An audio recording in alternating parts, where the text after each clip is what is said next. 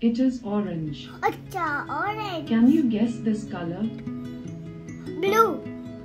It is blue. Can you guess this color? Green.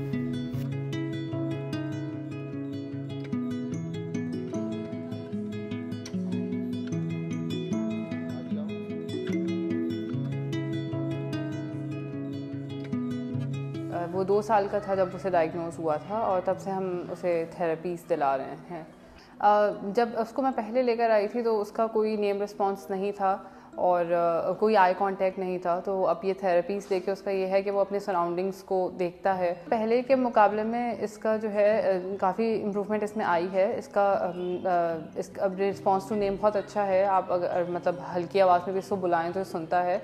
उसके अलावा ये अगर किसी रूम में एंटर होता है तो अपने सारे सराउंडिंग्स को ऑब्जर्व करता है, नई चीज़ों को देखता है।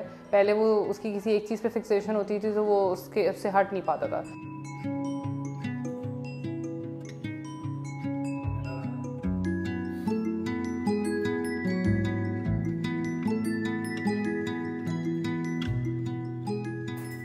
मेरा शुरू से ही रोबोटिक्स में इंटरेस्ट था, तो मैंने सोचा कि क्यों ना एक ऐसा रोबोट बनाया जाए जो कि ऑटिस्टिक बच्चों के लिए यूज़ आउट हो सके। और मैंने देखा ग्लोबली रोबोट असिस्टिव टेक्नोलॉजीज़ जो हैं और रोबोट बेस्ड इंटरवेंशन जो हैं वो बहुत ज़्यादा इन बच्चों के लिए यूज़फुल हैं। तो मैंने बोला पाकिस्तान में भी उन बच्चों के लिए एक ऐसा रोबोट बनाया जाए जो कि वही काम कर सके।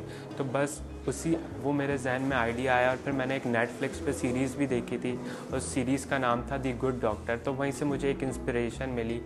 मेरा शुरू से ये ड्रीम था कि मैं किसी रोबोटिक्स कंपनी के अंदर काम करूं। तो जिस जगह मैं जॉब इंटरव्यू देने के लिए गया तो वो एक रोबोटिक्स से रिलेटेड जॉब नहीं थी, बट वहाँ के जो सीईओ थे उन्होंने मुझे ऑफ़र किया कि आप खुद एक अपनी रोबोटिक्स कंपनी स्टार्ट करो। तो बस वहीं से मैंने अपनी एक रोबोटिक्स कंपनी स्टार्ट की और सिर्फ एंटरप्रेन्योरशिप की डेफिनेशन ही मुझे पता थी उस टाइम तक। तो मैंने फाइनली इसके अंदर डीप डाइव किया, डिग डाउन किया और आहिस्ता आहिस्ता मैंने इसको एक्सप्लोर किया। और जो ये सोशल इम्पैक्ट था, ये जो सोशल कॉज थी, जो कि ऑटिस्टिक मॉम्स है, पेरेंट्स है और इनके चेहरे पर जब एक स्माइल नज़र आती है तो पता लगता है कि हम कुछ ना कुछ तो ठीक काम कर रहे हैं। तो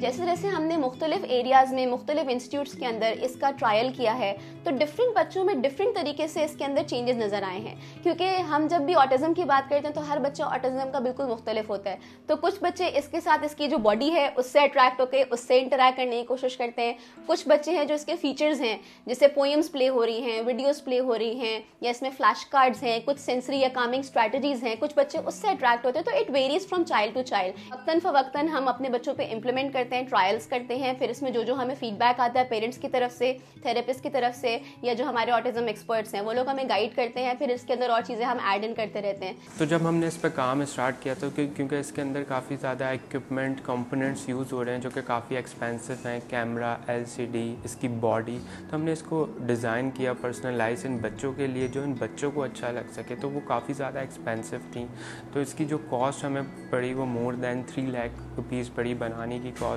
तो जब हम इसको डिज़ाइन कर रहे थे तो हम रिसर्चर्स के पास गए तो हमने पूछा कि किस तरह की हाइट का रोबोट इन बच्चों के लिए ज़्यादा अट्रैक्टफुल रहेगा। तो फिर हमने एक उसकी हाइट डिज़ाइन की। तो इसका ईच एंड एवरीथिंग जो है वो रिसर्चर्स और बच्चों की जो इनपुट है उससे डिज़ाइन किया गया है। मुझे लगा है कि टिम के साथ जब से मेरे बेटे का इंट्रैक्शन हुआ है तो उसमें काफ़ी इम्प्रूवमेंट आई है और मुझे लगता है इसका फ्यूचर बहुत ब्राइट होगा।